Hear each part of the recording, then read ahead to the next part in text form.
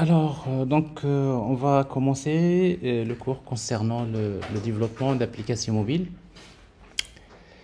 Euh, donc, le, Ce cours-là va, dans ce cours, nous allons voir les différentes techniques qui sont souvent utilisées pour développer les applications mobiles. Aujourd'hui, je vais commencer d'abord par une introduction pour que vous ayez une idée sur on va dire les différents types de développement mobile.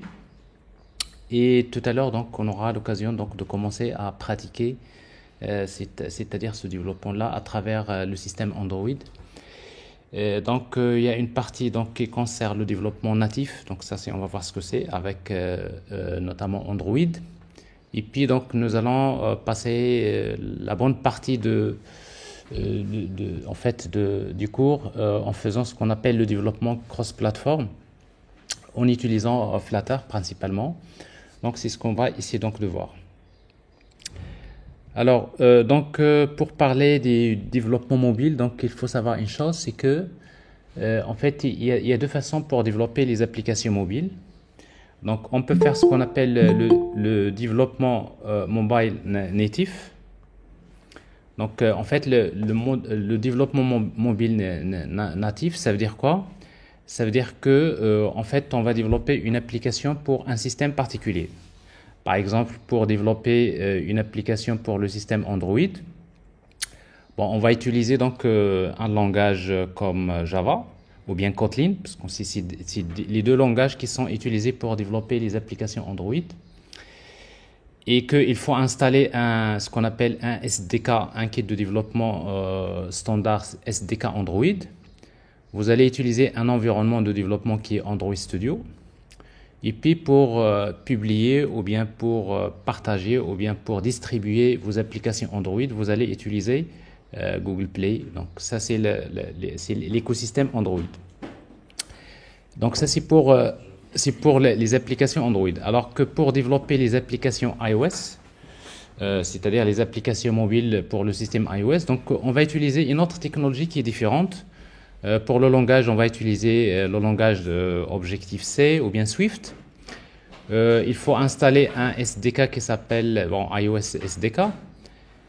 Vous allez utiliser une plateforme de développement qui s'appelle Xcode. Et puis donc pour distribuer les applications iOS, on va utiliser donc App Store donc de Apple. Donc par exemple, ou encore pour Windows, pour le système Windows, donc vous allez utiliser le langage C#. Il faut installer le Windows Phone SDK. Vous utilisez Visual Studio. Et pour déployer ou bien pour distribuer, vous utilisez plutôt Microsoft Marketplace. Donc si vous faites le développement mobile natif, c'est-à-dire si vous voulez faire des développements mobiles natifs, c'est que vous allez faire, pour chaque plateforme, il faut développer une application différente. Par exemple, si vous voulez travailler une application pour le système Android, il faut maîtriser Java, il faut utiliser Android Studio, utiliser le framework Android. Donc ça, c'est les applications pour Android. Et après, si vous voulez développer l'application iOS, il faut redévelopper une nouvelle application pour le système iOS. Et si vous voulez développer une application Windows Phone, il faut redévelopper l'application dans le système Windows Phone. Donc ça veut dire quoi? Ça veut dire que au niveau des entreprises, ils ont besoin de 3 spécialistes. Un spécialiste Android, un spécialiste iOS, un spécialiste Windows Phone. Et du coup, donc, le développement natif, le développement mobile natif, ça coûte cher pour les entreprises. Alors, ça coûte cher, pourquoi? Tout simplement parce que, il va falloir développer 3 applications indépendantes. C'est-à-dire 3 développements, 3 efforts à déployer. Alors ça, on peut le faire. Donc il y a des entreprises qui travaillent comme ça. Donc c'est-à-dire il y a des entreprises qui ont des équipes Android et des équipes iOS. Et donc tout ce qui se fait dans Android doit être fait en iOS. Donc ça c'est deux fois l'effort. C'est-à-dire le même développement, on le fait 2 fois. Et comme ça par la suite, on va avoir la version iOS et la version Android. Alors sachant que Android et iOS c'est les systèmes les plus utilisés. Windows Phone, bon, ça existe, mais c'est un peu on va dire, pas très utilisé. Mais en tout cas, c'est un système qui existe. Avant lui, il y avait d'autres systèmes, BlackBerry, donc c'est-à-dire qui ne sont plus d'actualité. Alors,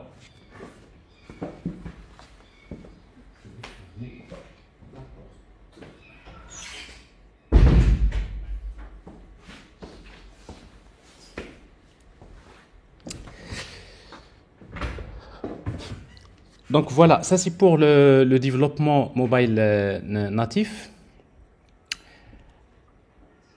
Alors, mais il y a une autre façon pour développer les applications mobiles, mais cette fois-ci en utilisant ce qu'on appelle le cross-platform.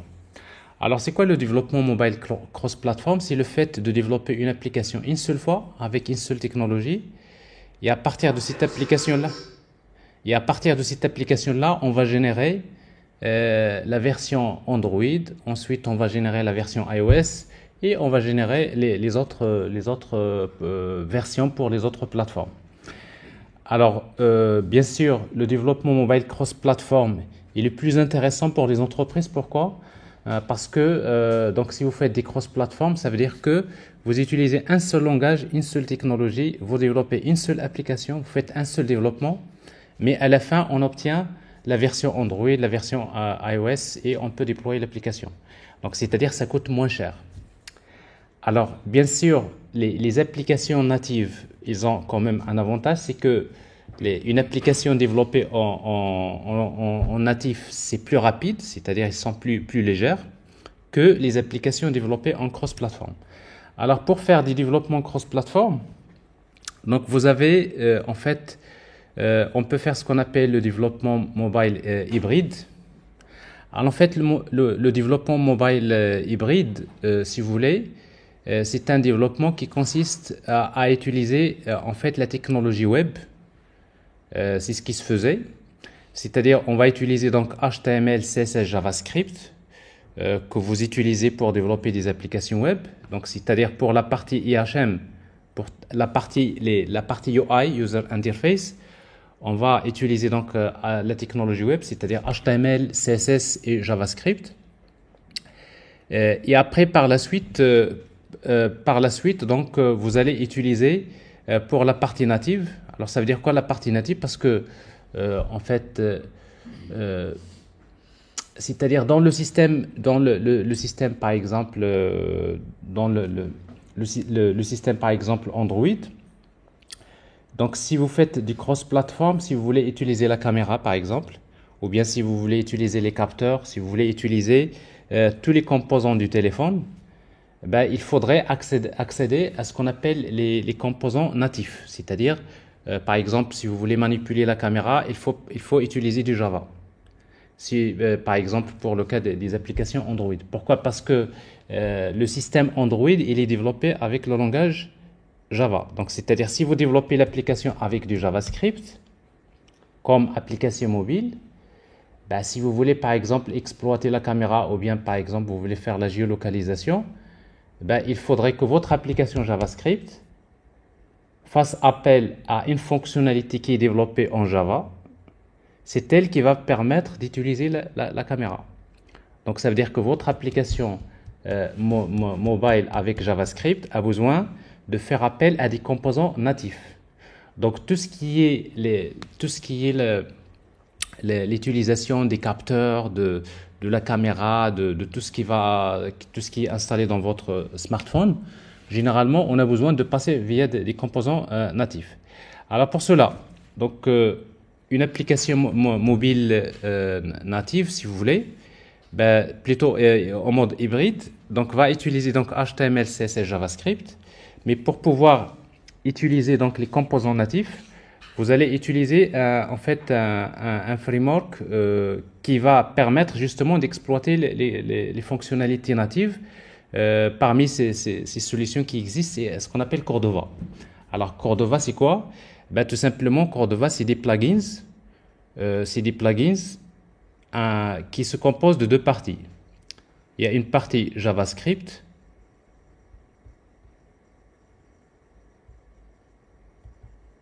et une partie native, c'est-à-dire du Java. Donc vous voyez, donc ça c'est un plugin Cordova.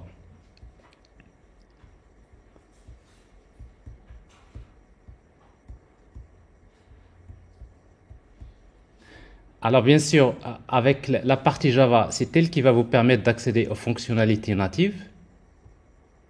Par exemple, vous voulez utiliser la caméra, donc c'est parce qu'en fait la caméra, donc c'est la partie native du smartphone. Et du coup, donc votre application mobile du Java, qui est développée avec du JavaScript.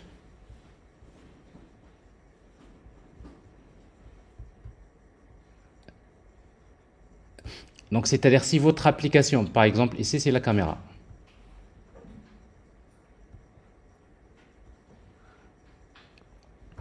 Donc si vous voulez, par exemple, avec votre application mobile développée avec du JavaScript, vous voulez utiliser la caméra, bah, qu'est-ce que vous allez faire?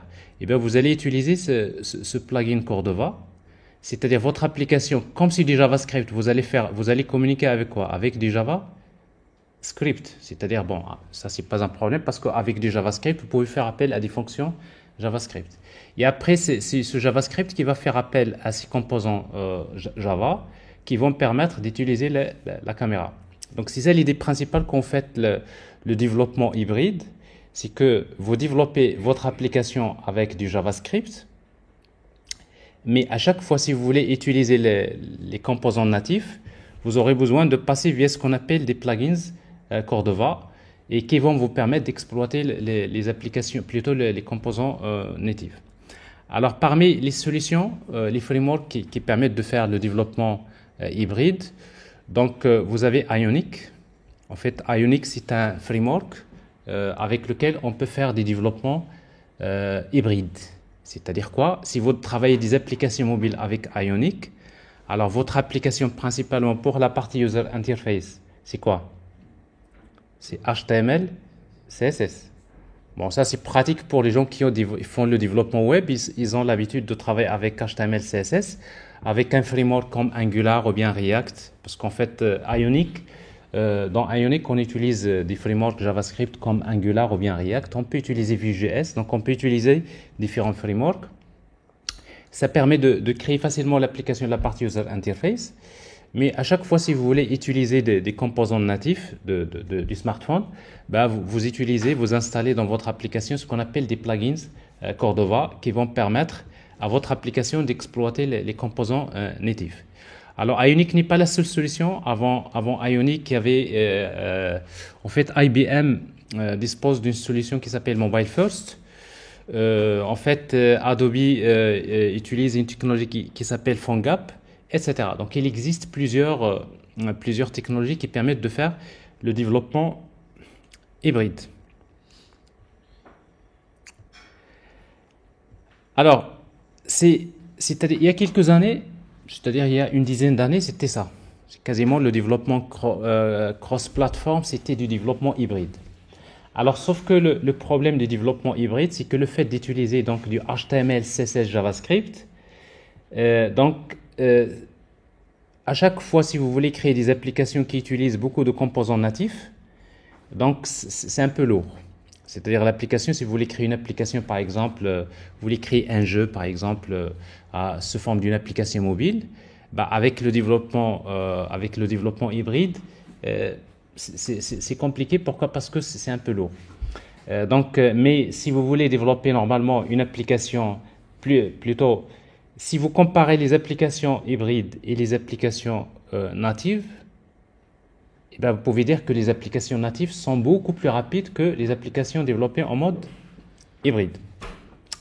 Alors, après, il y a d'autres solutions qui se sont développées et qui vont devenir, si vous voulez, des standards de développement. C'est ce qu'on appelle des native cross-platform. Alors, dans le développement hybride, on peut faire ce qu'on appelle le développement native cross-platform. Et parmi les solutions qui existent, qui sont aujourd'hui très utilisées, il y a ce qu'on appelle React Native. Donc, c'est une technologie qui est basée sur le framework React que vous connaissez. Alors, en fait, avec React Native, l'idée principale, donc, c'est d'utiliser tout simplement du JavaScript, c'est-à-dire développer des applications JavaScript en utilisant le framework React.js. Donc avec ça, vous allez voir, on va parler de l'architecture. C'est en fait une technologie qui est très courante, avec laquelle on fait du développement cross-platform. Et puis par la suite, il y a Flutter. Alors Flutter, donc, qui utilise un langage de programmation qui s'appelle Dart, qui est un langage dont on va parler. Et puis, il utilise le framework Flutter. Alors Flutter, en fait, c'est une technologie qui a été développée par Google, chez Google. Normalement, Flutter, il est fait pour faire ce qu'on appelle les cross-platforms. C'est-à-dire, avec Flutter, vous pouvez développer des applications. Quand vous développez une application, à partir de votre application, vous pouvez générer l'application web, vous pouvez générer l'application mobile, native Android, vous pouvez générer l'application mobile native iOS, vous pouvez générer l'application desktop, vous pouvez créer une application pour un système, par exemple macOS, ou bien pour Windows, etc. Donc, c'est-à-dire que Flutter, il est fait, c'est pour faire des cross-platforms. Un cross-platform, au vrai sens du terme, c'est-à-dire faire un seul développement et vous avez votre application dans toutes les plateformes que vous voulez. Donc, c'est pour cela que Flutter a pris une grande dimension et il y a beaucoup d'entreprises qui l'utilisent pour ces avantages. Mais on peut dire qu'aujourd'hui, donc, pour le développement mobile, vous avez React Native et Flutter. Ce sont les technologies, on va dire, les plus utilisées. Et puis, il y a la technologie Microsoft. Donc, Microsoft a créé une technologie similaire pour faire le cross-platform qui s'appelle Xamarin. Donc, qui utilise le langage C# avec le framework .NET. Donc, généralement, les gens qui font souvent le développement avec le framework .NET, souvent, ils vont préférer utiliser Xamarin parce qu'avec Xamarin, vous pouvez également développer des applications mobiles aussi bien pour Android, pour iOS et pour Windows Phone. Alors, ça c'est en résumé. Donc, ce qu'il faut noter ici, c'est que il y a deux façons pour développer les applications mobiles. Il y a ce qu'on appelle le développement natif et le développement cross-platform. Le développement natif, donc vous avez généralement trois plateformes qui sont généralement les plus courantes. Il y a Android. Pour développer une application Android, vous utilisez le langage Java ou bien Kotlin. Pour développer des applications iOS, il faut utiliser le langage plutôt Objective-C ou bien Swift. Pour développer les applications Windows Phone, il faut utiliser le langage C#. Donc, vous avez trois technologies qui sont différentes. Donc, le développement natif, ça coûte cher parce que ça nécessite de maîtriser, d'avoir trois équipes spécialisées chacune dans une technologie. La deuxième façon, c'est de faire des cross-platforms dans lesquels vous avez soit le développement hybride qui se base sur HTML, CSS pour la partie UI et JavaScript pour tout ce qui est la partie interactivité. Et puis, donc, il y a on va dire ce qu'on appelle native cross-platform dans lequel on va retrouver les trois technologies, React Native, Flutter et Xamarin. Alors, donc, avant de commencer à faire le développement natif, parce que notre objectif, c'est quoi? On va commencer à faire des développements natifs en utilisant le système Android, parce que c'est très important de passer d'abord par le développement natif pour comprendre, si vous voulez, comment fonctionne une application Android. Et par la suite, le reste du temps, on va travailler avec Flutter pour montrer comment développer des applications cross-platform basées sur Flutter. Bien sûr, on n'aura pas le temps de rester sur toutes les technologies, ça ne sert à rien. Le plus important, c'est que à la fin du module, que vous soyez capable de développer une application mobile qui respecte les critères qui sont demandés par les entreprises. Alors, donc avant de faire le développement cross-platform, donc je vais d'abord vous décrire l'architecture des trois technologies, à savoir Ionic, React Native et Flutter. Alors, pour le développement cross-platform, si vous prenez par exemple la technologie, le framework Ionic, comment ça marche? Eh bien, tout simplement, pour le développement hybride, si vous voulez, comme le cas de Ionic, donc vous voyez donc la partie user interface, il va utiliser HTML, CSS et JavaScript. C'est-à-dire que finalement, les interfaces que vous voyez dans l'application mobile, c'est du web. Et après, par la suite, c'est-à-dire l'application, par exemple Ionic, quand il démarre, qu'est-ce qu'il fait? Il va utiliser un composant natif qui s'appelle WebView. En fait, WebView, c'est quoi? C'est-à-dire si vous travaillez avec Android ou bien avec iOS, le composant WebView, c'est un composant à l'intérieur duquel vous pouvez afficher une page HTML. Donc, c'est-à-dire qu'une application Android, plutôt Ionic, qu'est-ce qu'il fait? Quand il démarre, il va afficher un composant natif, c'est du composant natif, qui s'appelle WebView. Et à l'intérieur de WebView, on va mettre une page index.html. Et à partir de index.html, on va utiliser du JavaScript. C'est comme ça que l'application va fonctionner. Donc, c'est-à-dire principalement, le seul composant natif qui est utilisé par les applications hybrides, c'est WebView. Alors, bien sûr, WebView, donc, il vous fournit donc, un conteneur pour la partie User Interface. Et donc, votre application utilise du JavaScript, du HTML pour faire tout ce que vous voulez, l'interactivité avec l'utilisateur. Et après, par la suite, mais à chaque fois, si votre application a besoin d'utiliser les composants natifs, par exemple les capteurs, le Bluetooth, caméra, la géolocalisation, etc. Parce que ça, il faut faire appel à des composants natifs. Et les composants natifs sont développés, par exemple, avec Java pour le cas de Android. Et dans ce cas-là, à chaque fois que votre application veut utiliser des composants natifs, il doit passer via ce qu'on appelle un bridge. Donc, le bridge, c'est quoi? C'est corps de voix.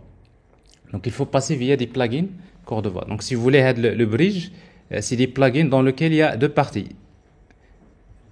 Une partie, quoi, c'est du JavaScript, du JS. Et l'autre partie, c'est quoi? C'est du Java pour le système Android. Mais quand vous exécutez l'application iOS, ça veut dire c'est du Objective-C. Donc, ça, c'est ce bridge-là qui permet à votre application mobile de communiquer avec les composants natifs. Alors, ce qui fait que le bridge, ça ralentit l'exécution de l'application. Donc, c'est-à-dire le bridge, le pont. À chaque fois, votre application, elle utilise un pont du JavaScript qui fait appel à des composants Java pour utiliser des composants natifs. Ça ralentit l'exécution de l'application. Donc, voilà la raison pour laquelle les applications basées sur en fait, les applications hybrides basées sur HTML, CSS, JavaScript, c'est des applications qui sont relativement lentes. Vous ne faites pas la différence dans la majorité des cas, mais quand il y a des applications qui utilisent beaucoup de composants natifs, donc c'est un peu lourd. Alors ça, c'est pour l'architecture, par exemple, l'architecture hybride avec Ionic. Alors, après, il y a plutôt Facebook a créé sa technologie React Native. C'est quoi la particularité de React Native? C'est que, donc, avec React Native, on va utiliser du JavaScript pour développer les applications. Et donc, votre application JavaScript, qu'est-ce qu'il permet de faire? Ben, il permet, avec votre application JavaScript, vous allez commencer à manipuler que du JavaScript. Vous créez des boutons JavaScript, vous créez des composants JavaScript pour la partie User Interface, vous faites tout ce que vous voulez avec du JavaScript. Alors pour vous, vous développez votre application JavaScript. Par exemple, vous créez un bouton JavaScript. Mais quand vous allez exécuter l'application, qu'est-ce qu'il va faire React Native? C'est que si vous exécutez votre application sous Windows, plutôt sous par exemple Android, et bien tout simplement React Native, il va vous afficher le bouton natif Android. Donc c'est un bouton du système natif Android qui va s'afficher. Si vous exécutez l'application dans iOS, c'est le bouton iOS qui va être affiché. C'est-à-dire quoi? Qu'est-ce qu'il fait React Native? Lui, au moment de l'exécution, il utilise les composants natifs. Il n'utilise pas du HTML et CSS comme le cas de Ionic. C'est qu'au moment de l'exécution, quand vous voulez afficher par exemple un bouton, et bien tout simplement, qu'est-ce qu'il fait? Il va charger un composant natif Android et c'est lui qui va être affiché. Mais quand vous exécutez l'application sur iOS, c'est les composants natifs iOS qui vont s'afficher. Donc, ce qui fait qu'avec votre application, avec React Native, l'application, quand elle s'exécute, tous les composants que vous affichez, c'est quoi? C'est des composants natifs, n'est-ce pas? C'est pas du HTML, c'est des composants natifs. Et comme c'est des composants natifs, c'est plus rapide d'exploiter donc les fonctionnalités natives du téléphone. Donc, ça, c'est le principe. Et en même temps, avec React Native, la partie, on va dire le design de votre application, c'est-à-dire ça va dépendre de la plateforme. Par exemple, si vous exécutez l'application sur Android, vous allez voir le bouton Android. Si vous l'exécutez sur iOS, vous allez voir le bouton iOS. Donc, il utilise les composants natifs du smartphone. Mais le React Native utilise également un bridge au moment de l'exécution. Pourquoi il utilise un bridge? Parce que quand l'application s'exécute, il crée des composants JavaScript. Mais pour chaque composant JavaScript, il va essayer de le traduire vers un composant natif. Par exemple, pour un bouton JavaScript, on va chercher le bouton équivalent avec Java. Pour un bouton, par exemple, pour la partie d'une liste, par exemple JavaScript, on va chercher l'équivalent du composant. Donc, c'est-à-dire que React Native, il utilise un bridge. Avec le bridge, c'est au moment de l'exécution qu'il va traduire les composants JavaScript en composants natifs. Ou avec la traduction, c'est-à-dire le mapping entre les composants JavaScript et la correspondance entre les composants JavaScript et les composants natifs, ça fait perdre un peu de temps également. Donc il y a toujours un bridge, n'est-ce pas? Vous voyez donc ici il y a un bridge. Pourquoi il y a un bridge? Parce que même JavaScript, les composants natifs. Ici il y a également un bridge. Pourquoi il y a un bridge? Parce que vous avez un composant JavaScript, mais pour pouvoir l'afficher, il faut le mapper. Il faut chercher le composant équivalent dans la plateforme sur laquelle il s'exécute. Donc, il y a la différence entre, on va dire, Ionic et React Native. Donc, vous voyez, donc avec React Native, il n'y a pas de HTML, il n'y a pas de CSS. En réalité, quand on affiche, c'est vraiment des composants natifs. C'est pour cela on l'appelle d'ailleurs Native Cross-Platform. Native Cross-Platform, c'est-à-dire les user interface, c'est des composants natifs, c'est-à-dire c'est des éléments de l'interface native de l'OS. Est-ce que c'est clair? Alors, donc ça c'est l'architecture basée sur React Native. Et après il y a Flutter. Alors en fait, Flutter lui, il a une architecture qui est différente. Donc Flutter, qu'est-ce qu'il a fait?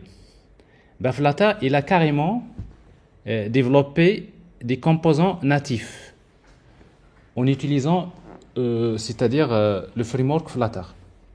C'est-à-dire quoi? C'est-à-dire que si vous développez une application avec Flutter, eh bien vous allez utiliser le langage par exemple Dart pour afficher les éléments user interface. Vous allez créer des boutons, des interfaces, des list view, vous avez des composants graphiques. Mais tous les composants que vous utilisez, c'est des composants natifs. C'est-à-dire ils sont développés par Flutter. C'est des composants qui sont propres au framework Flutter.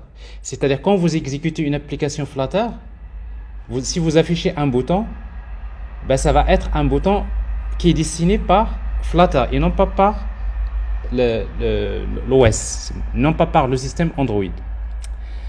Et comme c'est des composants qui sont écrits, qui sont développés en mode natif, donc ça veut dire que finalement, avec Flutter,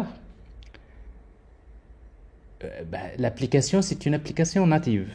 C'est-à-dire avec Flutter, quand vous allez compiler l'application, à la fin, qu'est-ce que vous allez obtenir? Vous allez obtenir une vraie application Android native et vous allez générer une vraie application iOS. C'est-à-dire avec Flutter, il vous permet à la fin de développer une application native Android et une application native iOS.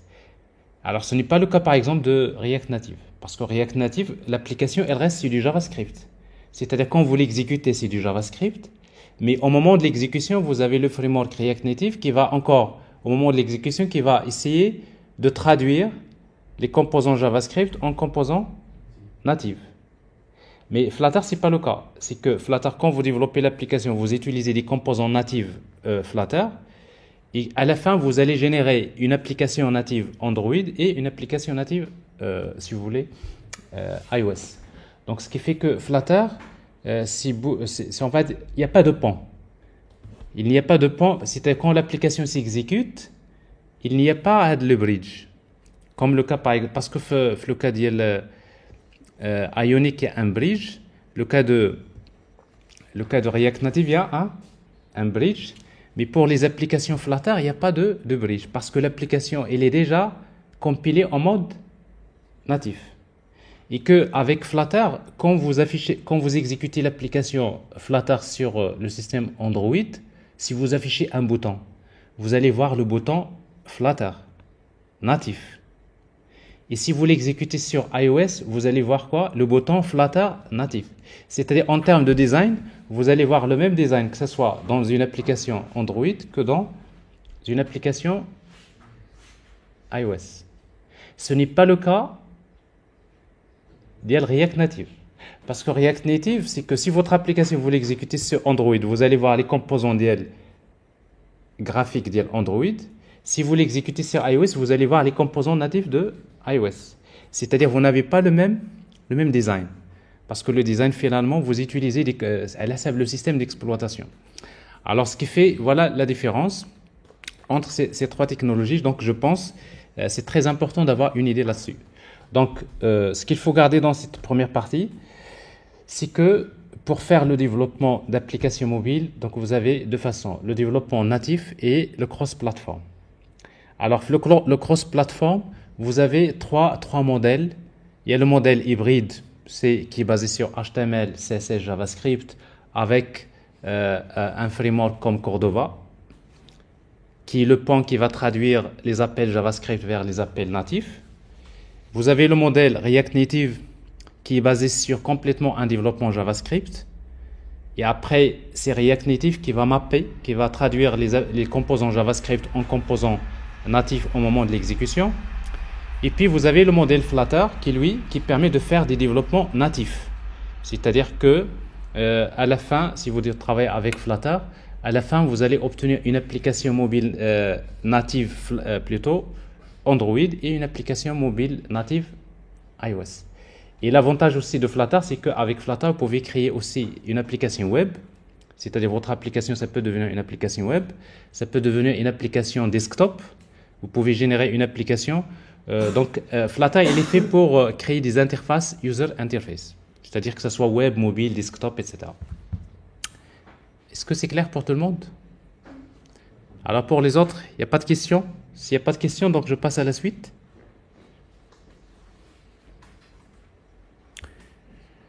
Ok. Alors maintenant, c'est quoi notre approche? Donc dans notre approche, on va commencer d'abord par faire le développement Android, parce qu'il faut toujours commencer comme ça. Donc on va essayer de voir d'abord l'architecture d'Android, comment développer une application Android. On va pas trop tarder, il y a une activité ou bien deux activités pratiques sur lesquelles vous allez travailler. Et juste après, à partir des 2 semaines qui viennent, nous allons commencer à travailler avec Flutter, ok? Donc, du coup, on va passer plus de temps sur Flutter pour le développement d'applications. Alors, c'est quoi le développement natif? D'abord, c'est quoi le système Android? Donc, Android, c'est un système d'exploitation. Donc, Android, c'est un OS qui a été créé principalement pour les systèmes embarqués, comme par exemple les smartphones, pour les téléviseurs, parce qu'en fait, vous pouvez faire fonctionner un Smart TV avec Android. Donc, c'est un système d'exploitation qui a été créé pour les systèmes embarqués, les MP3, les PDA, etc. Donc, d'origine, il a été développé par une startup qui s'appelait Android Inc. C'était en 2005. L'OS a été développé en 2005. Et après, il a été racheté. Non, c'est-à-dire, ça a été développé avant, mais cette société-là, Android Inc., a été rachetée par Google en 2005. Et après, donc, c'est Google qui a développé le système Android. Donc, il y a un développement, vous allez voir, il y a des grands changements qui ont été apportés depuis. Mais en tout cas, donc, la base, ça reste toujours la même chose. Donc, on peut dire que la plateforme Android est composée de quoi? Il est composée des couches suivantes. D'abord, il y a un noyau basé sur le système Linux. Donc vous voyez donc le Android d'abord, il est basé sur le système d'exploitation Linux dans la base, c'est-à-dire quand vous démarrez un système Android, vous démarrez d'abord un système d'exploitation qui est Linux. Et après il y a un ensemble de bibliothèques graphiques multimédia qui sont développées avec le langage Java qui sont utilisés dans les applications Android. Et bien sûr, comme les composants d'une application Android, c'est des composants Java, et bien ça veut dire que vous savez que pour exécuter une application Java, il faut utiliser une machine virtuelle Java. Parce qu'en fait, Java, c'est un langage qui a été créé pour créer des applications cross-platform, c'est-à-dire multiplateformes. Et donc, pour exécuter une application Java, il faut utiliser une JVM, une machine virtuelle Java. Et donc, pour Android, il y a une machine virtuelle Java qui est optimisée pour le système Android qui s'appelle la machine virtuelle Dalvik. En fait, Dalvik, c'est quoi? C'est une JVM, mais qui est optimisée. Donc, ce n'est pas la même JVM qui est utilisée pour les applications desktop ou les applications J2E ou bien web. C'est une machine virtuelle qui est dédiée pour le système Android. C'est ce qu'on appelle la machine virtuelle Java de Dalvik. Et puis, il y a un framework Android qu'il faut utiliser, qui vous permet de faciliter le développement d'applications Android. Et puis, donc, vous avez des applications qui sont fournies avec le système Android, comme un navigateur web, comme le gestionnaire de contacts, etc., comme tous les smartphones. Alors, si vous cherchez donc, si vous regardez dans l'architecture du système Android, donc vous pouvez dire que donc le système Android, donc il se compose d'abord de ce qu'on appelle un kernel Linux. Donc, c'est-à-dire vous avez un système Linux parce que c'est le système d'exploitation qui gère tout ce qui est la partie matérielle. Donc, dans le kernel Linux, donc vous avez tout ce qui est les drivers. Donc, tout ce qui est les drivers parce qu'en fait, si vous avez vous savez très bien.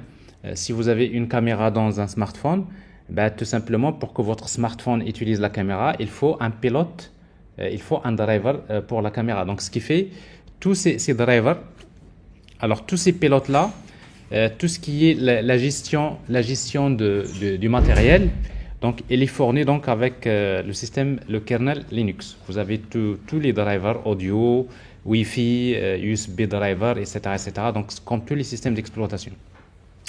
Après, dans une autre couche, vous allez trouver un ensemble de librairies qui peuvent être utilisées donc, dans le système Android. Il y a des librairies natives que vous pouvez exploiter dans le système Android, comme par exemple SQLite, c'est une base de données, c'est un système de gestion de base de données embarqué. Par exemple, si vous voulez stocker des données dans une base de données en local dans le smartphone, sachez que tous les systèmes disposent d'une base de données en natif qui s'appelle SQLite. WebKit, c'est pour le navigateur web, etc. Donc, il y a un ensemble de livrets qui sont fournis avec le système Android. Et puis, il y a la machine virtuelle Java. Donc, c'est la machine virtuelle Java Dalvik. C'est cette JVM-là qui permet d'exécuter les applications Java. Donc, c'est-à-dire quand vous démarrez le système Android, qu'est-ce qui démarre en premier lieu? Linux, n'est-ce pas? Une fois que le système Linux est démarré, qu'est-ce qui démarre après? C'est la JVM, la machine virtuelle Java. Et après, maintenant, toutes les applications qu'on va exécuter par la suite, c'est quoi? Tout ce que vous voyez ici, c'est des applications Java qui sont exécutées par cette machine virtuelle Java. Et bien, c'est-à-dire parmi ces applications, il y a le framework Android.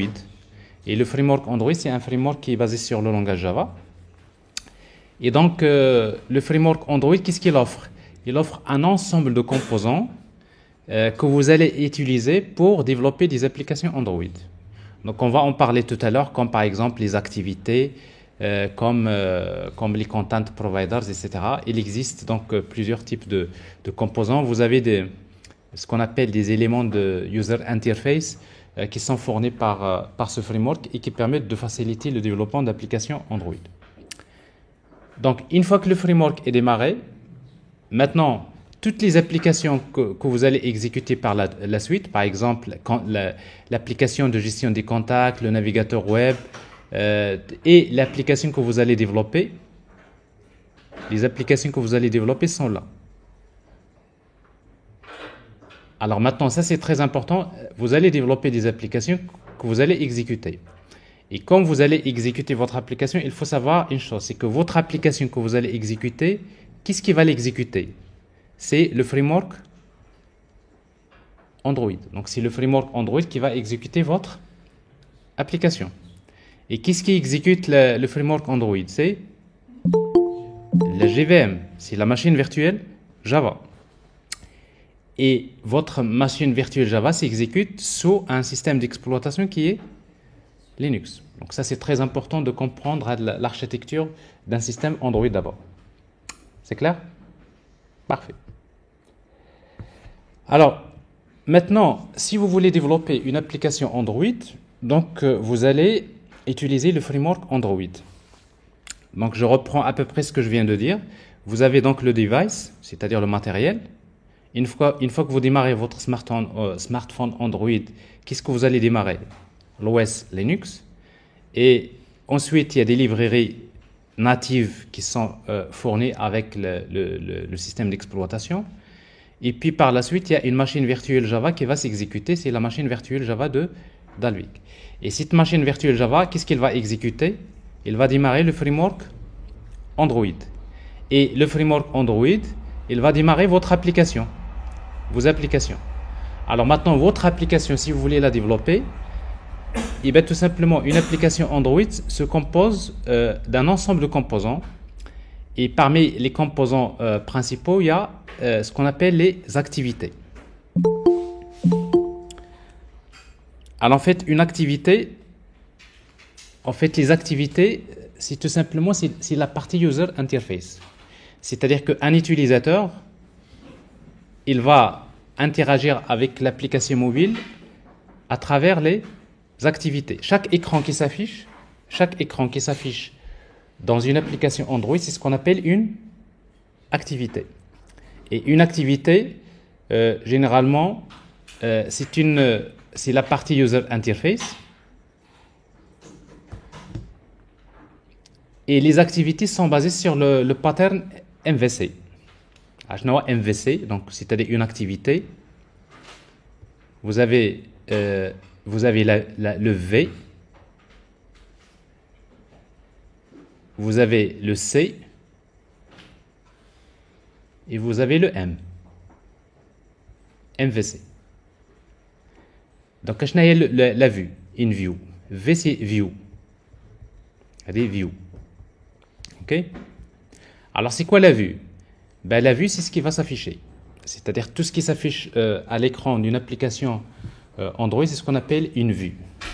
Alors, la vue, c'est la partie que voit l'utilisateur. C'est-à-dire l'utilisateur, il interagit avec la vue. OK? Alors, pour créer une vue dans le système Android, ben, on va... en fait, Android de base, il utilise XML. C'est-à-dire que les interfaces graphiques, si vous voulez dessiner les interfaces graphiques, eh bien, normalement, vous avez deux façons pour créer les interfaces graphiques dans le système Android. Soit vous commencez à travailler avec Java, new button, new list view, new. Quand vous faites dans le langage Java, par exemple, avec JavaFX ou Swing ou ce que vous faites, vous pouvez travailler avec Java pour créer les interfaces, mais généralement, c'est rarement qu'on fait ça. Mais il y a une autre solution, c'est d'utiliser XML.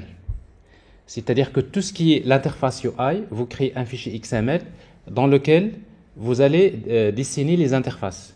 Donc tout ce qui est la partie view, généralement c'est ce qu'on appelle des layouts qui sont basés de base sur XML pour tout ce qui est la partie view. Et dans la partie view, vous allez donc dessiner des choses. Vous allez dessiner des boutons, des listes view, etc.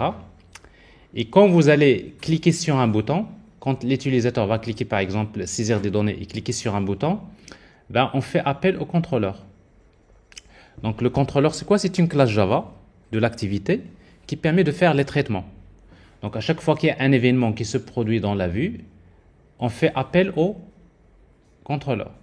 Ben, qu'est-ce qu'il va faire le contrôleur? Il va faire les traitements. C'est normal les types de traitements qu'on va faire. Alors parfois le contrôleur, il va envoyer des requêtes vers le back-end. le back-end. Je l'appelle ici BE. Le back-end, l'application côté serveur. On peut envoyer des requêtes vers des API RESTful, vers des web services. Et généralement, le back-end, il fait les traitements, il accède à la base de données, etc., etc. Et après, il va vous retourner des résultats. Dans la majorité des cas, les résultats sont retournés au format JSON. Donc, c'est-à-dire, on envoie des requêtes HTTP. Ça, c'est une communication HTTP. On communique avec le back-end, on récupère des données au format JSON. Et après ces données-là, donc on récupère les données, et ces données, on va les stocker dans un objet qui s'appelle le modèle. Donc, qu'est-ce que le modèle? Le modèle, c'est une classe, c'est un objet dans lequel on va stocker les données qui vont être affichées.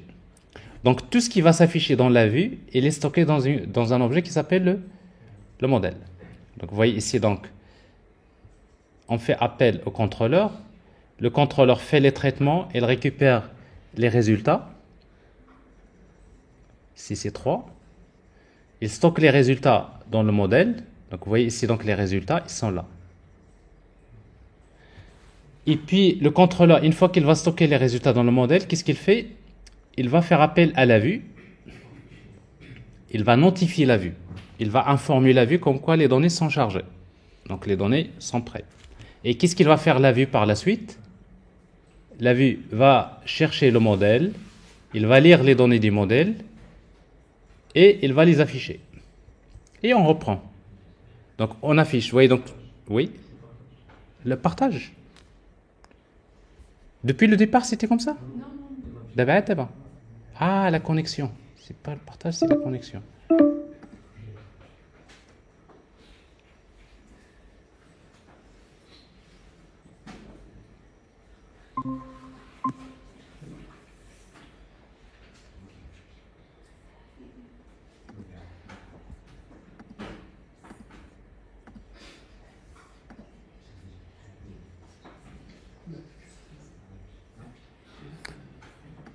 Bon, il y avait un petit problème de connexion, donc on reprend.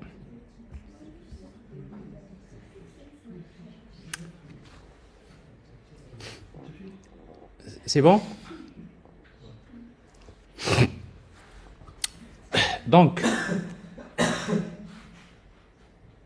vous voyez donc les activités. Les activités. Une activité, c'est la partie quoi? User interface. Donc, une activité, généralement, respecte le pattern MVC. La vue, c'est ce qui va s'afficher. Et quand il y a un événement qui se produit dans la vue, on fait appel au contrôleur. Le contrôleur va faire les traitements. Et pour faire les traitements, parfois, il a besoin d'envoyer des requêtes vers le back-end. Il récupère des résultats, souvent en format JSON. Et puis, il va stocker ces résultats-là. Il va les stocker dans le modèle. Et puis, il fait appel à la vue. Et qu'est-ce qu'il va faire la vue? Ben, la vue va chercher les données du modèle et les affiche. Et on reprend. Je clique sur un bouton, j'appelle le contrôleur. Le contrôleur, c'est une classe Java qui va faire les traitements, on récupère les résultats, etc. Donc ça, c'est le MVC classique. Vous voyez oui? Le microphone. Ah oui. Merci. Bon, le microphone était désactivé.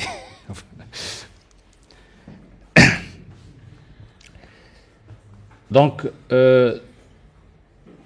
voilà, donc ça c'est les composants principaux du système Android, donc sont les suivants. Donc vous avez l'activité, c'est la partie user interface.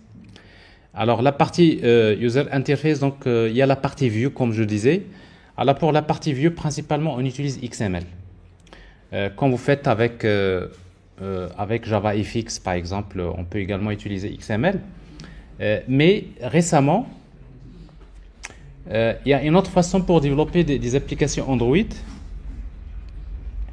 C'est parce que XML, c'est-à-dire depuis qu'Android a été créé, c'était comme ça. C'était depuis que le système Android a été créé, c'est que les interfaces, pour dessiner les interfaces, on utilisait XML. Mais XML, il faut le dire, il a un inconvénient, c'est que XML, c'est un peu lourd. Alors pour charger des fichiers XML, souvent, on utilise des parseurs XML, mais le chargement de XML, c'est un peu lourd. Donc, c'est ce qui fait que depuis quelques années, il y a l'équipe Android ont essayé de chercher une autre solution qui est beaucoup plus simple et plus légère que XML. Ben justement, c'est ce qui est fait récemment, donc en utilisant ce qu'on appelle Compose, Jetpack Compose. Donc c'est un framework qui permet également de créer les interfaces, user interface pour les applications Android, sans passer par XML. Mais il se trouve que Jetpack Compose, il vous oblige de travailler avec le langage Kotlin. Parce que vous savez, pour développer les applications Android, vous pouvez utiliser soit le langage Java, soit le langage Kotlin, n'est-ce pas? Normalement, vous pouvez faire le choix. Mais si vous travaillez avec le framework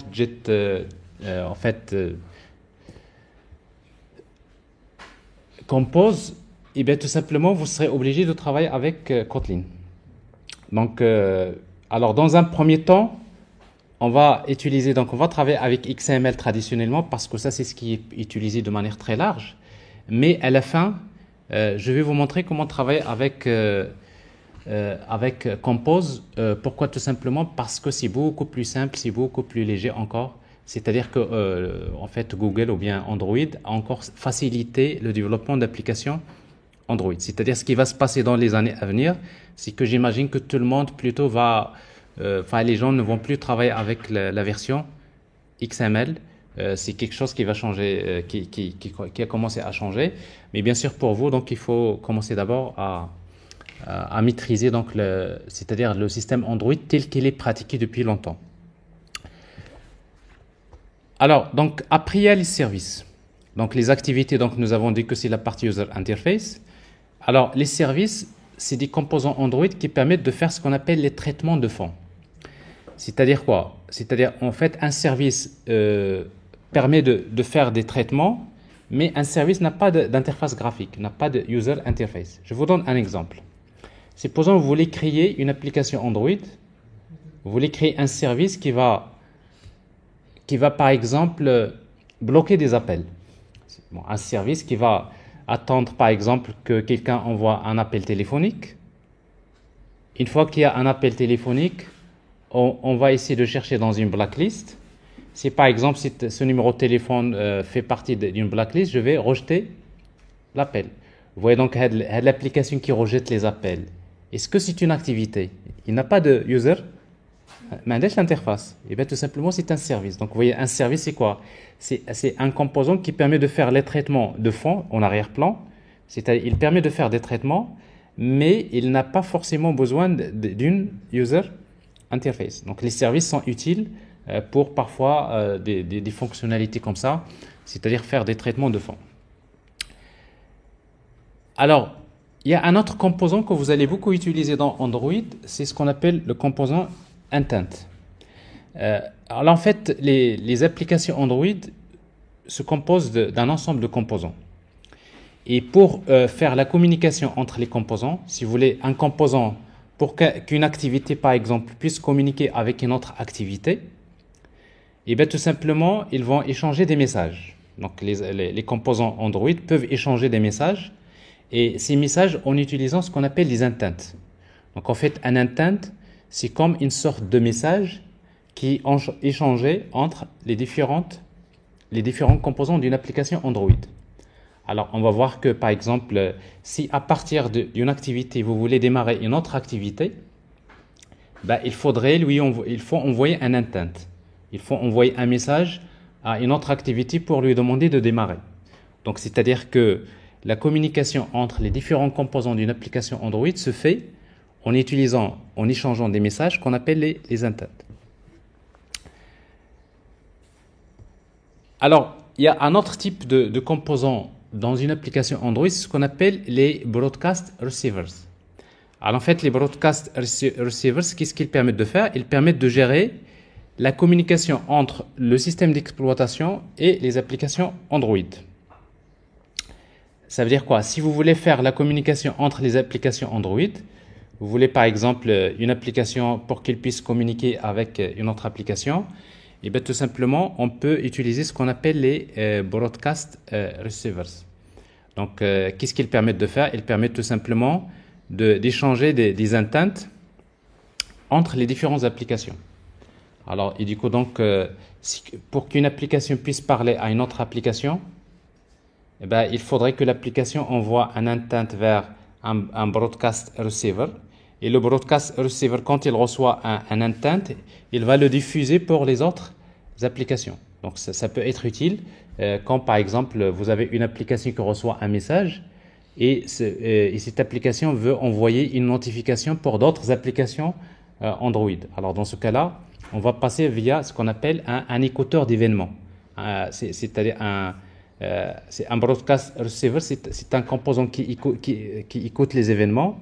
Dès qu'il y a un événement qui se produit, par exemple une notification, ben, il peut diffuser donc, des messages vers d'autres applications. Tout ça, c'est des composants qu'on peut utiliser. C'est très rare, c'est-à-dire, mais ça, c'est des choses qui font partie du framework Android. Le dernier type de composant, c'est ce qu'on appelle les content providers.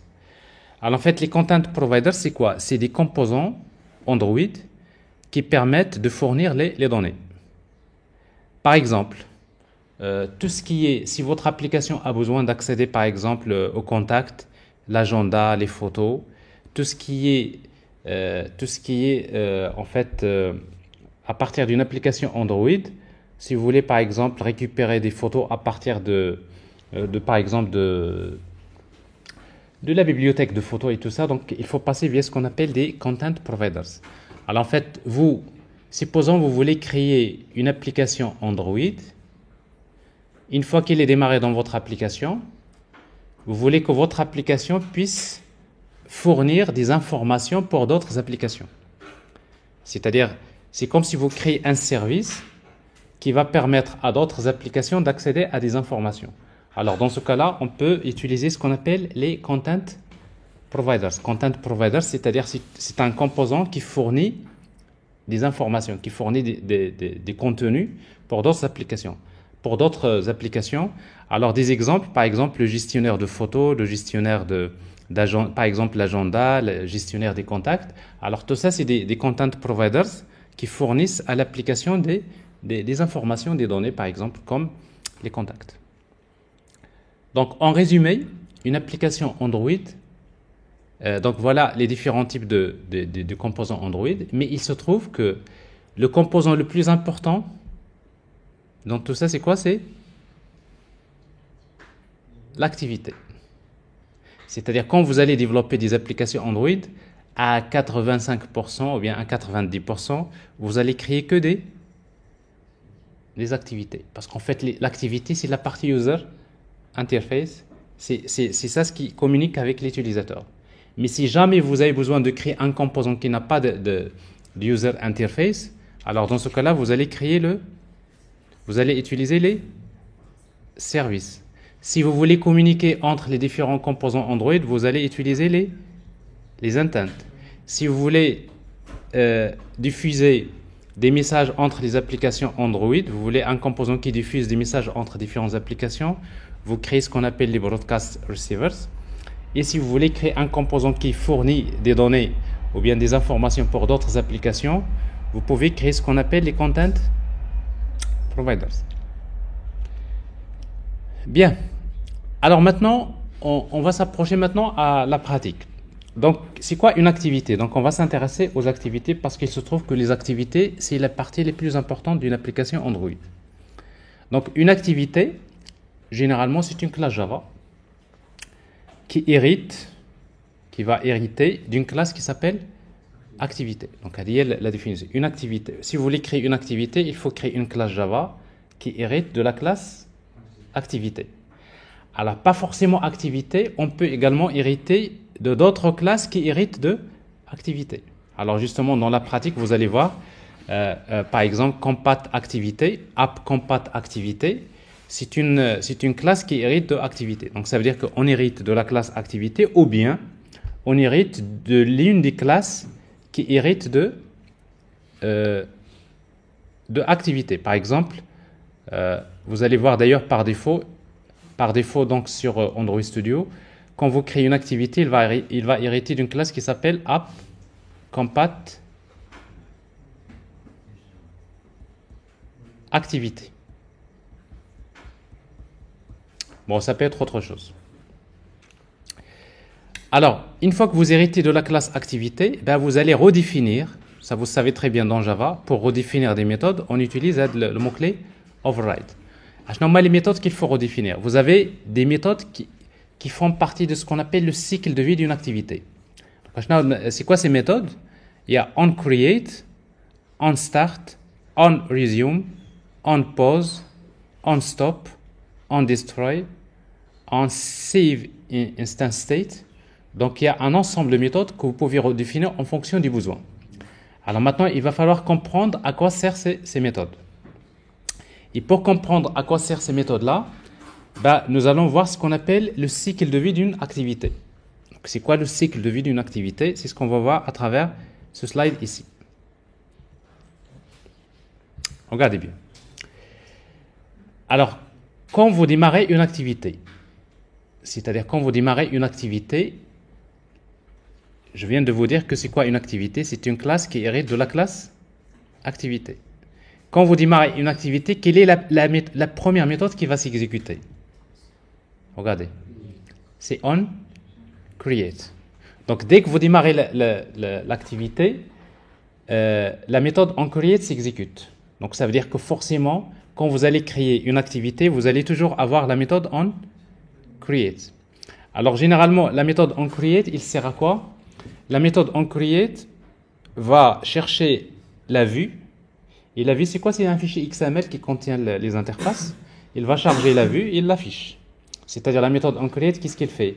Il ne fait que chercher la vue et il va l'afficher.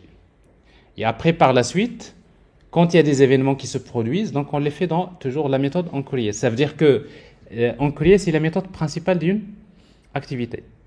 Dans la majorité des cas, vous allez uniquement créer parfois une seule méthode, c'est la méthode onCreate. Mais il faut savoir une chose, c'est qu'une fois que la méthode onCreate s'exécute, généralement la méthode onCreate va afficher déjà la vue.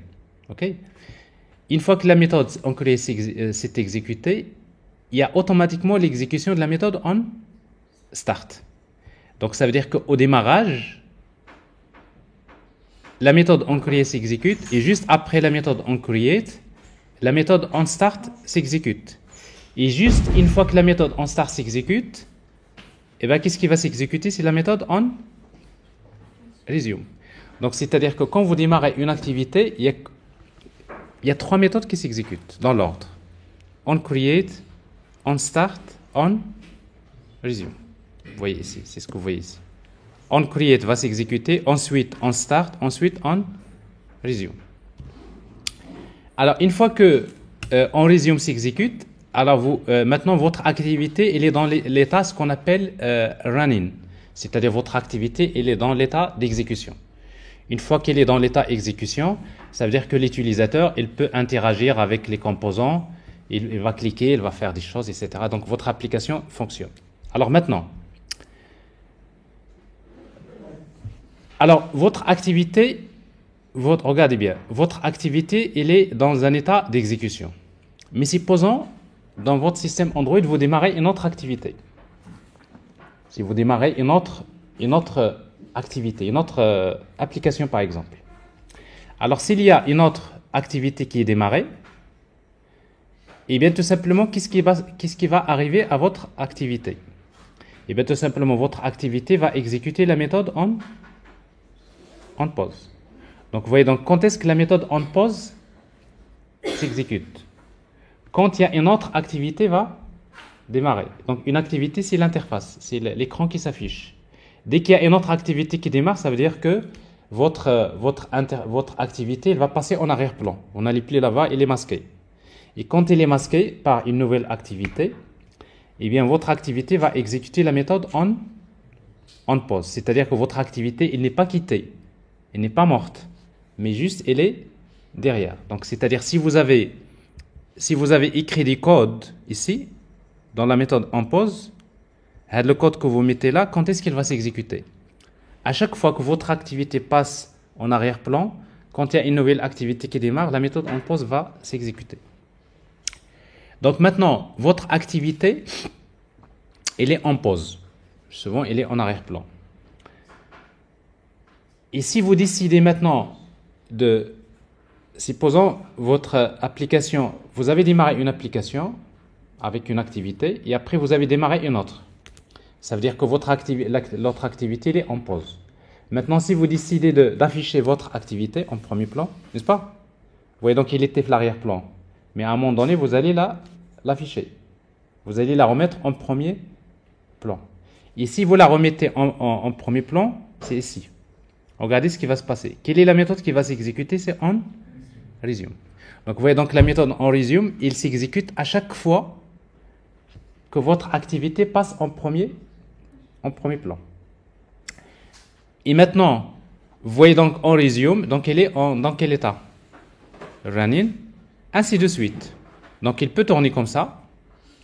Mais supposons votre activité elle est en arrière-plan.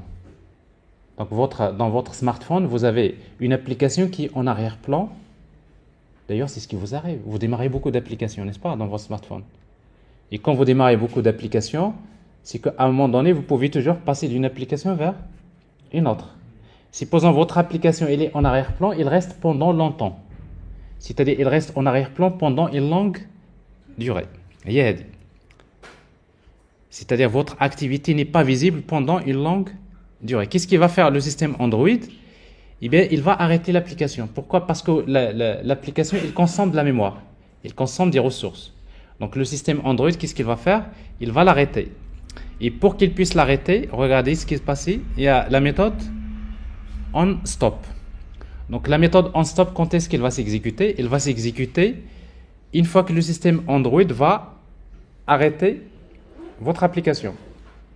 Donc, si la méthode onStop s'exécute, on passe ici. Donc, vous avez c'est-à-dire, vous avez, une fois qu'il est en stop, il y a deux éventualités. Normalement, les deux éventualités. La première, c'est qu'il est en stop, mais après, vous décidez de la démarrer à nouveau. Il est dans l'état en stop. Ici, s'il est dans l'état en stop, et si vous la démarrez, c'est-à-dire, vous la faites passer encore en premier plan. Donc, qu'est-ce qui va se passer? Regardez. Quelle est la méthode qui va s'exécuter? On restart. Ensuite, on start. Et après, on resume. Et là, on est encore dans l'état running. Et ainsi de suite. Mais supposons que vous êtes en stop et que le système Android a besoin de la mémoire. Donc, le système Android, il a besoin de l'espace mémoire parce qu'il y a beaucoup d'applications qui sont démarrées. Qu'est-ce qu'il va faire le système Android? Regardez, il va tuer le process. Donc, c'est à ce moment-là que l'application, il va définitivement l'arrêter. Et quand il va tuer le process, c'est-à-dire votre application s'est arrêtée.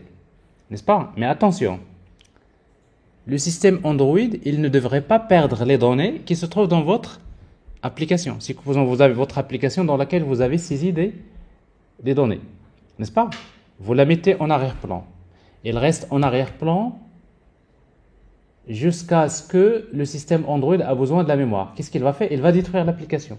Mais s'il détruit l'application, vous allez perdre les données que vous avez saisies. Alors, qu'est-ce qu'il fait le système Android? Avant de détruire l'application, il prend l'état de l'application. Regarde les données de votre application, il va les enregistrer dans un fichier. C'est-à-dire le système Android, il va serialiser, il va enregistrer l'état de l'application dans un fichier qui s'appelle le bundle. Donc l'état de votre application, il est enregistré dans un fichier qui s'appelle le bundle. Pourquoi? Parce que quand vous allez démarrer votre application à nouveau, quelle est la méthode qui va s'exécuter? On create. Regardez maintenant la méthode on create. La méthode on create, qu'est-ce qu'elle reçoit comme paramètre? Et ça, c'est très intéressant. Donc, la méthode on create reçoit un paramètre de type bundle. C'est-à-dire, si votre application a été arrêtée par le système Android, il a déjà enregistré l'état de l'application dans un fichier qui s'appelle le bundle. Dès que vous démarrez votre application, qu'est-ce qu'il fait le système Android? Quand il appelle la méthode onCreate, il lui transmet le bundle, avec le fichier. Et quand il lui transmet le bundle, vous allez retrouver l'état de votre application. C'est-à-dire vous n'allez pas perdre les données que vous avez déjà saisies. C'est-à-dire même si le système Android arrête votre application, et il enregistre l'état dans ce qu'on appelle un bundle. Voilà la raison pour laquelle la méthode onCreate reçoit un paramètre qui s'appelle bundle. Parce que d'ailleurs, si vous regardez ici, la méthode onCreate, il commence toujours par super.onCreate. Ça veut dire on fait appel à la méthode onCreate de la classe activité. Et qu'est-ce qu'on lui transmet? Le bundle, les WAD. Saved instance, c'est-à-dire c'est l'état précédent qui est enregistré, ce qui permet de retrouver l'état de votre application. Oui. Monsieur, mais s'il garde l'état de l'application, il ne va pas libérer l'espace dont il a besoin. Non, il garde, en fait, vous savez, il va libérer l'espace mémoire, parce que vous savez, dans le système, il y a la RAM, il y a la mémoire vive, il y a le fichier, il y a le disque, n'est-ce pas? Alors quand il va détruire l'application, il va prendre les données de la RAM, de la mémoire vive, il va les enregistrer dans un fichier. N'est-ce pas? C'est-à-dire, lui, il a besoin d'espace mémoire. Parce qu'en fait, l'espace mémoire, il y a une limite, n'est-ce pas? Et du coup, donc, il va libérer l'espace mémoire, mais il le garde dans un fichier. Mais généralement, au niveau du stockage, les systèmes, il y a assez d'espace de stockage. Mais quand vous allez démarrer, il prend les données du fichier, il va encore les charger en mémoire. C'est à peu près ça. Alors, est-ce que vous avez compris? Ça, c'est ce qu'on appelle le cycle de vie d'une activité. Alors, tout est expliqué dans le slide. Est-ce que vous avez compris? Si vous voulez développer des applications Android, la première des choses qu'il faut comprendre, c'est le cycle de vie d'une activité. Alors maintenant, peut-être ça, vous allez l'oublier, parce qu'après, tout ce que vous allez développer par la suite, c'est quoi? Vous allez créer que des activités qui contiennent que la méthode onCreate, dans la majorité des cas. Mais il ne faut pas oublier que parfois il y a des scénarios, là, on aura besoin de la méthode onStart. On a besoin de redéfinir la méthode onResume. Et dans ce cas-là, vous revenez toujours le diagramme d'activité qui vous montre comment fonctionne le cycle de vie d'une activité. Alors maintenant, si vous voulez développer une application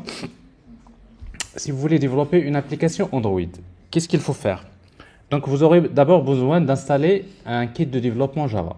C'est normal parce que une application Android de base, c'est une application Java, n'est-ce pas? Donc il faut installer le JDK, le kit de développement Java. Alors bon, c'est pas la version 8 que vous allez installer, donc vous installez par exemple la version 17 de Java, ou bien la version 11 ou la version... en tout cas, vous installez un JDK, par exemple version 17. Alors ensuite, une fois que vous installez le JDK, le kit de développement Java, le JDK, vous avez déjà fait un cours sur Java, et vous savez très bien, si vous voulez développer des applications Java, la première des choses qu'il faut installer, c'est le JDK. Voilà. Donc, pourquoi JDK? Parce que le JDK, c'est lui qui est utilisé pour compiler, pour exécuter les applications Java. Alors, ensuite, vous avez besoin d'installer un IDE. Il vous faut un environnement de développement. Idéalement, si vous voulez développer des applications Android, vous utilisez Android Studio. Donc, en fait, Android Studio, c'est quoi? Android Studio, c'est un IDE qui est basé sur IntelliJ. Vous savez, IntelliJ, c'est un IDE que vous avez déjà utilisé pour développer des applications Java. Et Android Studio, c'est IntelliJ, mais dans lequel ils ont ajouté des plugins pour développer les applications mobiles Android. Alors, ce qui fait que pour nous, pour développer nos applications Android mobiles d'une manière générale, nous allons travailler avec IntelliJ. Donc, pas IntelliJ, par Android Studio. OK? Donc, Android Studio, donc vous allez devoir l'installer tout à l'heure. Je vous laisserai le temps. Télécharger la dernière version de Android Studio et de l'installer. Alors, une fois que vous installez Android Studio, il faut savoir une chose, c'est que normalement pour développer pour développer des applications Android, il faut également installer le SDK Android. Le SDK Android, c'est quoi? C'est le kit de développement des applications Android. Ben, c'est lui qui contient l'ensemble des bibliothèques et du framework Android.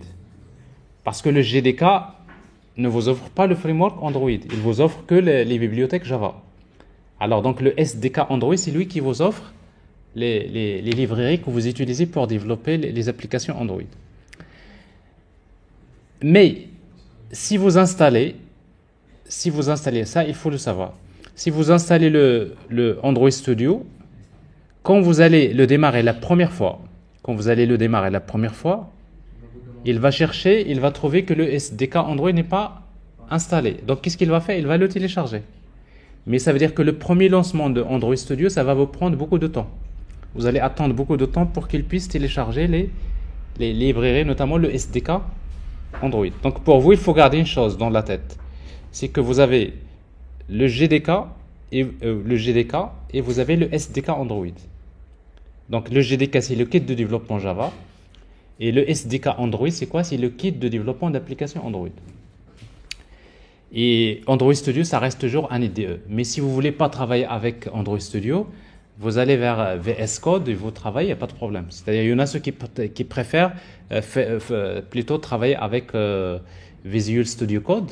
Vous pouvez également travailler avec VS Code pour pouvoir développer des applications Android. Mais bien sûr, pour quelqu'un qui est surtout un débutant, de préférence de rester sur Android Studio. Pourquoi? Parce que c'est un environnement vraiment complet qui permet de faciliter le développement d'applications Android.